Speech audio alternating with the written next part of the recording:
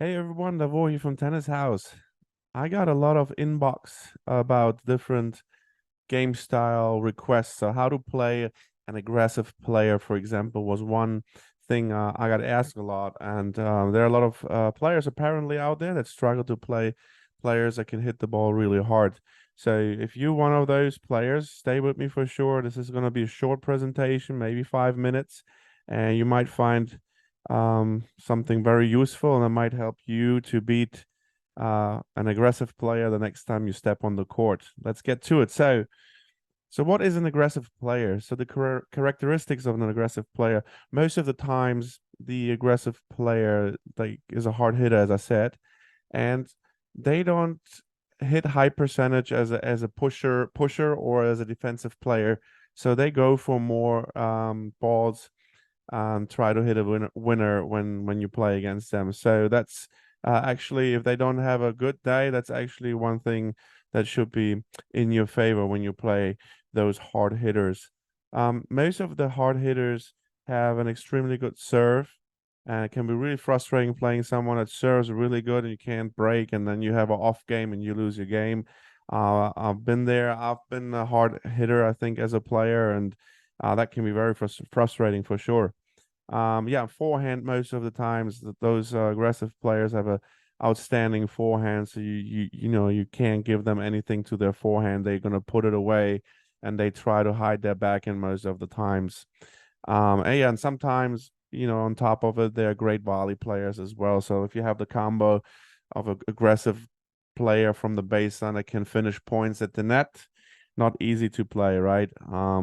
Yeah. So another thing that the aggressive players have is like they take balls on the rise, which means, they not a deep ball in singles, for example, they don't let that ball bounce and move back and hit it high back. They learned to perfection to hit the ball on the rise and take time away, which is one of the things the aggressive players have in their favor. If they are able to take time away and not let you recover to where you need to stand, you're going to be quickly under pressure and in trouble. Short balls are very easy for them. Most of the times, very aggressive baseline players that are good, they're going to put those short balls away. So you cannot hit any ball really short because the point's going to be over. Against other type of players, you might touch the ball and can do something with like a passing shot or a lob. Against really good aggressive players, you're going to have a hard time.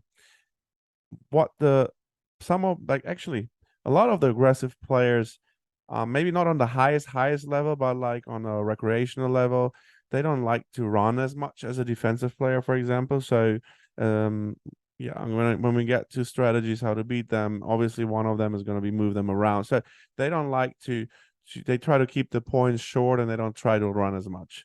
And another very important thing is a good aggressive player always puts a lot of pressure on the second serve. So that's where a lot of players are very vulnerable, especially on a recreational level.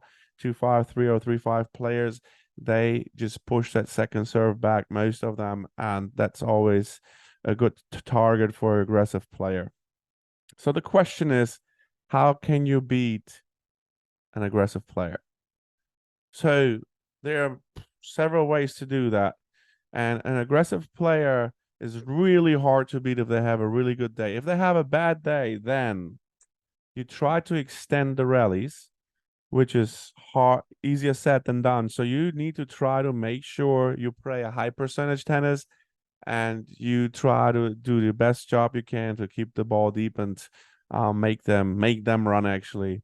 What will help you with that for sure is make sure you switch between slice, topspin, and flat shots. Vary as much as you can because it's easy to play a player that gives you only topspin, for example, because you get used to it. So you know the timing to step in. You don't have to bend so much as for like a slice on the low balls, right? So it's easy to play someone that has the same shot all the time.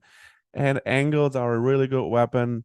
If you can angle the ball really good, but that means you most likely not going to hit the angles hard, so you take a little bit power away and you open the court, right? So they have to move more with that. Depth is very important. if you keep the ball really deep, even if they take it on the rise, you will not be in a situation where they put so much pressure on you that you cannot touch the next ball. Very important as well. Change the heights of your shots.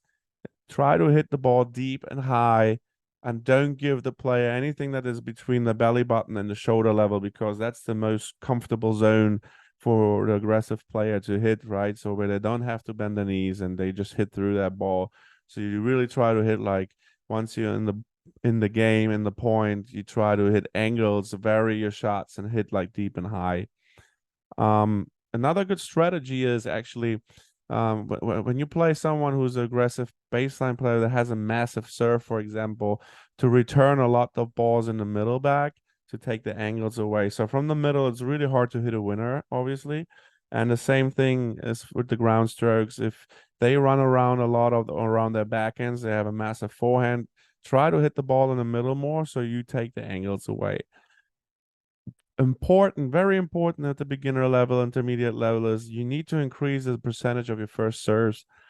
If you always try to go for massive first serves, if you're honest to yourself and you look at the stats out of 100 serves, how many fast serves, 2-5-3-0, you actually really get in? Maybe 25, 30 out of 100, right? So what you automatically do is you put yourself under pressure by having a second serve. And then if you hit that one too hard, you double fault. If you hit that one too soft, the aggressive player is going to put you under pressure. So you one of the most important things is you need to increase the first serve percentage around, try to serve around 70%.